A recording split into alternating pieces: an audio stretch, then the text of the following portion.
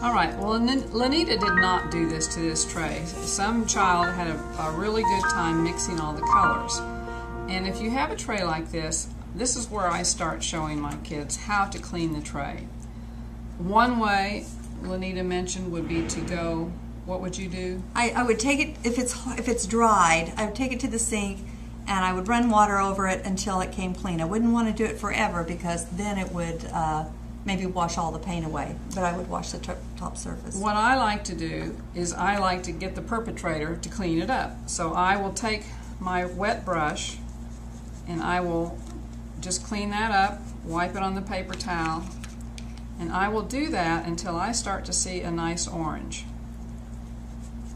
The reason I don't like to take it to the sink is sometimes it puts too much water into your watercolor, and then it's just very soft and gooey for the next time. But not always. Alright, so that's my orange. It could be a little bit cleaner, but it's not bad. I would let the child pass on that one. The yellow is pretty dirty. But it's only going to take about 4 times to get that clean. And the yellow is the hardest to get back to yellow. So it's really important to check it as you put it away to make sure the yellow is clean every time. Now there are some bristles from the brush that are coming off, but that's not going to hurt a thing.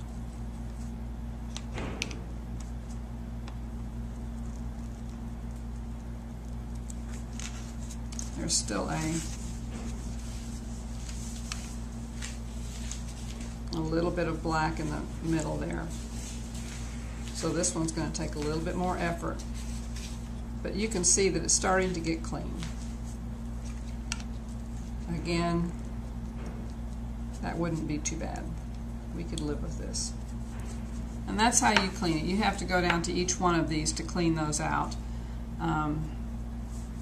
Taking it to the sink works as well, but I like this because it doesn't get rid of quite as much paint. I wanted to add one thing too. Your water cups can be anything that you have in your house to recycle. Yes. And this is nice because it has a nice broad flat base. Mm-hmm. Some of the things that were not included in your kit, these are just little pill cups that were hospital supply. They're very nice if you just want, like when Lanita uses this for spilled milk, just put a little bit of paint in there so you're not going to be wasting paint. I would put a setup like this at my table of 3 kids, and they'd have to learn how to share.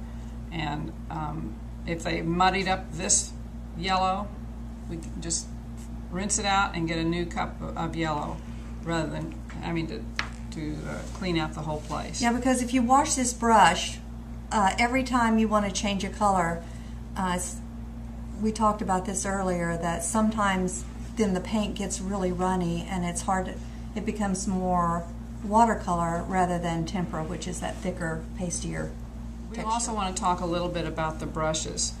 We have 3 brushes here, 1 for each pot of paint, and that just keeps it a little bit simplified. The kids don't have to wash the brushes each time, but they will have to learn how to share the brushes. If it becomes a problem with the child, it's not any difficult. There's no difficulty in adding 1 more brush. If somebody really needs the yellow at that time, just go get another brush. The brushes are included in the kit. What about this, Lanita? Look at this brush. It has such a bad hair day and it will never go away.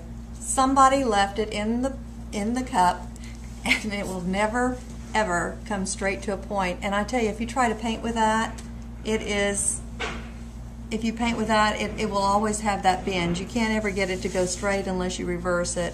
And part of watercolor brushes is that you want to be able to use them in a variety of ways. So the way we have these brushes laying out on the plate, they're laying flat. But if we were having them at an angle and they stayed that way, they would become permanent. We all know what it's like when we wake up in the morning and we laid on our hair the wrong way and it's forever and ever. As you can see, this brush was not properly cleaned. It is hard as wood. Oh, that was a good one. I don't know how to say this nicely, but this is not a good deal. This brush, I had to literally force it out. It was stuck in some paint here. The tip of the brush is stiff.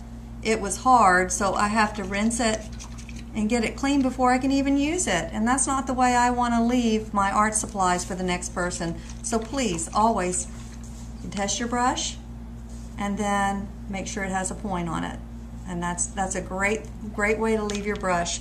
And if it does happen to have something wet in there, I'm all right with that as long as the brush itself is pointed and ready to go.